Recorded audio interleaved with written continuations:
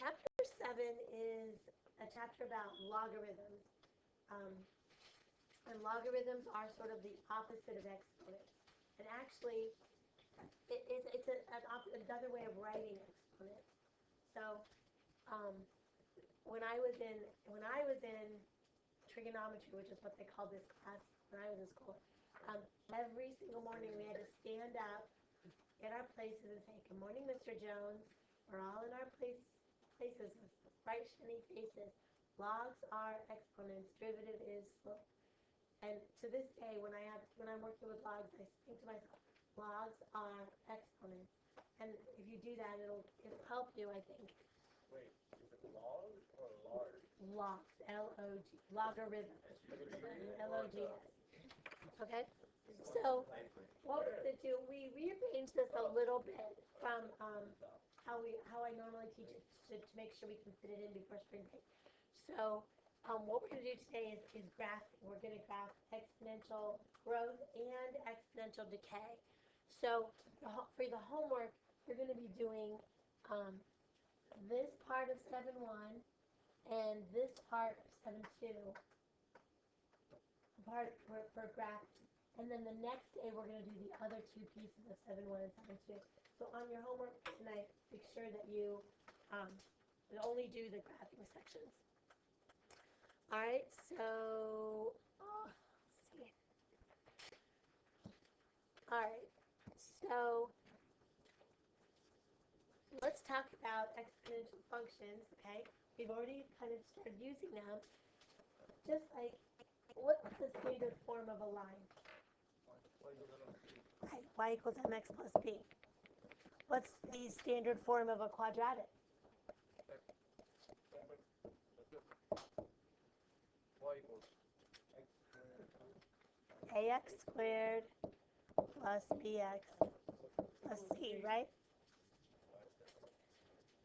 Okay. The standard form of a exponential function is y equals a times bx, b to the x. Okay? And where a can't be 0, because if a is 0, then that's cancel it all out. And b has to be greater than 0. Okay? Because if it's negative, that's a whole nother issue. We'll deal with that later. And b cannot be 1, because if b was 1, would it matter what the exponent was? Because 1 to the 5th is the same as 1 to the negative 3rd is the same as 1 to the 23rd, right? It all is all 1. So b can't be 1. All right? All right, so write that down. Write down the exponent of the standard form.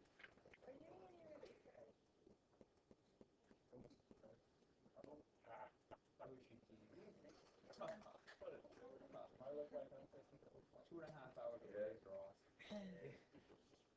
Don't we have tomorrow? No?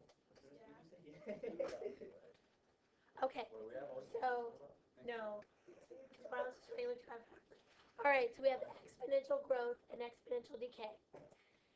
Exponential growth is when, obviously, something is growing, like the example I always think of is bacteria.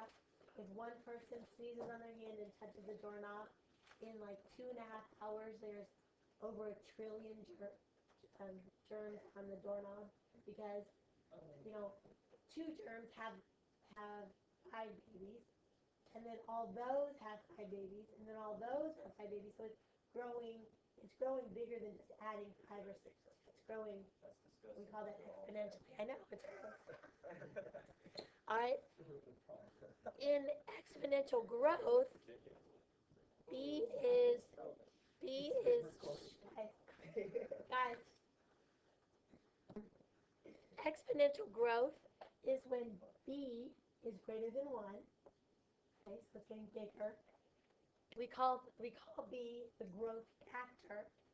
Okay, and the graph rises from left to right like that.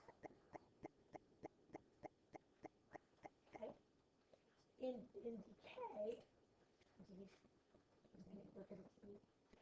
Decay, B is going to be a fraction. It's going to be bigger than 0 but less than 1.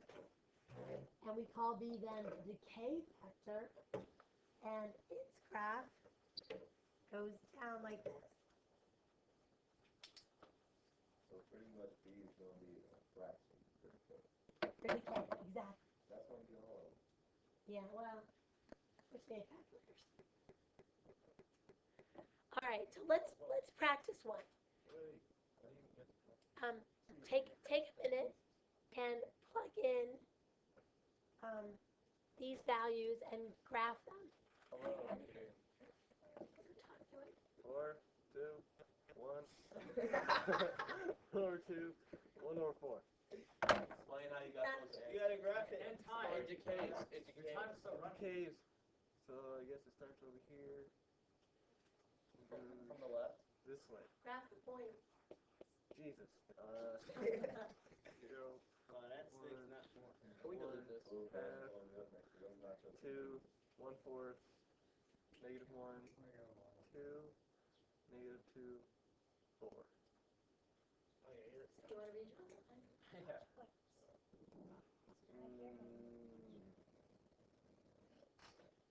Perfect. Okay. I wanted to do it because it's literally the opposite of this one. Right. It's literally the opposite that way. All right. So thinking that it's the opposite. So we were still trying to think of a way to get this to 0. So if x is 1/2, we get, if x is 2, we get 1/4.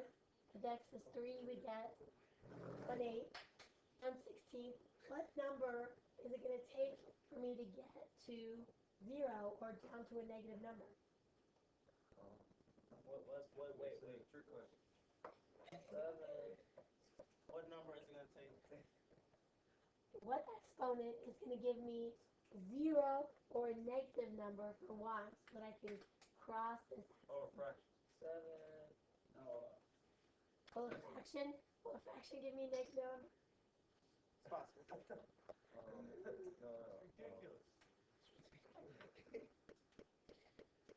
Andreas, why would you say something like that? Alright, I'm done. Well, I think he had a good idea. He actually was trying to think rather than take time. A fraction. Well, A negative 1/2 to 1/2. 1/2 to the 1/2 would be, remember, 1/2 would be square root, right? Alright. So we take the square root of 1/2. Square root of 1/2. Can you guys? Yes. 0.7. It's 0.7. Wow. Okay, so a fraction won't do it. We already did negative numbers. That made it get bigger, smaller. Bigger number. Square. Think about it. Is there any way, You're right.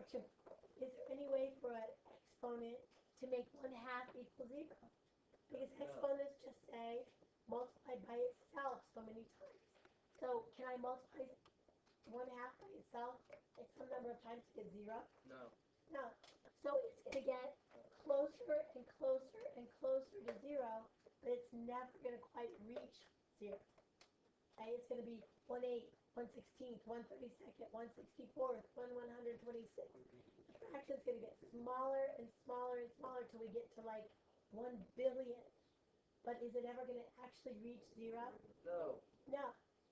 It's going to get so close, it's not going to reach it. We call that, in math, when there's a line that the graph is getting closer and closer and closer to, but it can never reach, we call that an asymptote. Whoa. Did you know that was in some Tyler? Okay? When a line it's the line that the graph gets close to but doesn't ever reach, we call that an asymptote. Did everyone write that down? Line. Repeat that one more time, please. Asymptote. A line the graph will get closer and closer and closer to, but never reach it. We call that line an asymptote. So in our graph, for both of these, the asymptote is going to be y equals 0. That's the line that it's going to get close to but never cross. So let's talk. This seems like a good time to talk about domain and range. Domain are all the x values. Look at this graph. What's going to be the limit of x? Yeah, there is going to be no limit for x, right? X is going to go this way forever, and it's going to go this way forever. So there are no limits for x. So the domain is going to be all real numbers. How about the range, though? The y values?